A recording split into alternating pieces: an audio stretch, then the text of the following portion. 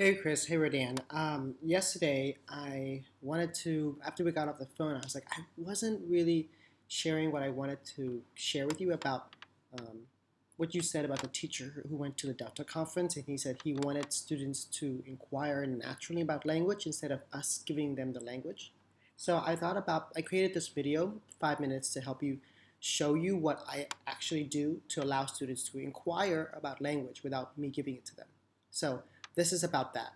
How to let students inquire into language while still teaching specific language objectives. So this is what I do. I actually write out an essay or a paragraph or a sentence that I want students to see as a mentor text, because sometimes when you go online and try to use a mentor text, it doesn't actually work really well. So I create the essay, the sentence, or the paragraph that I want my students to see as a mentor text, because I want it to be accessible on their reading level. This is a task that I'm having students to, analyze, is describe what Amish people believe and evaluate the beliefs. This is actually a mentor text for the um, actual essay is the same thing actually. But we just changed it from Amish to Buddhism. So the essay that I want my students to do is describe what Buddhists believe, Buddhist people believe, and evaluate the beliefs. That's actually the essay that I have my students do. But I'm going to use this text just as a mentor text. I'm allowing students to inquire. So I wrote the introduction, and I read the sentence with the students. I read the paragraph with them, sentence by sentence. But I ask the students, what is the sentence doing? Is it an explain sentence? Is it a describe sentence? Is it an evaluate? Or is it an identify sentence? So by the end of this, students will be able to, like the sentence here, the Amish are a group of Christians or a group of people that are Christians. So that is an identify sentence. It's just naming something without really explaining it. And we go on to the next sentence. Oh, and what students do is they actually write the words identify.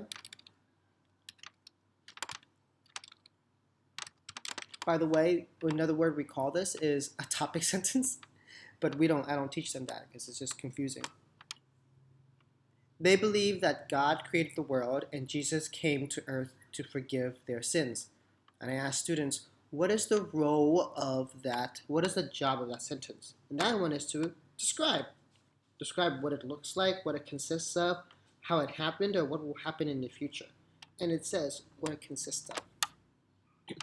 So students write out the word describe.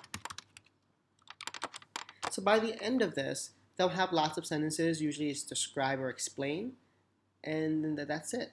And then I say, students, what is the role of this paragraph? I don't actually tell them it's the introduction, but I say, what's the role of this paragraph looking at this sentence? Looking at this whole paragraph together, what is this paragraph doing? And of course they say, oh, it's just introducing the idea, it's telling us what we're going to learn in this essay.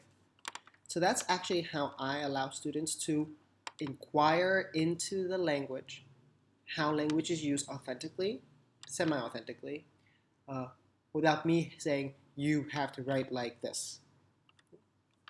And here's the process again.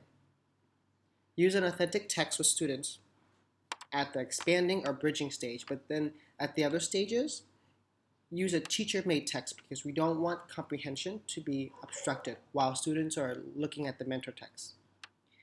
Then I allow students to find the job of each sentence and the job of each paragraph. That's what we're doing here.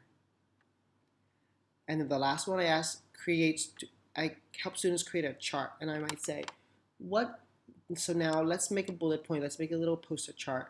What should be in an introduction? What should be in a body paragraph? What should be in a conclusion paragraph?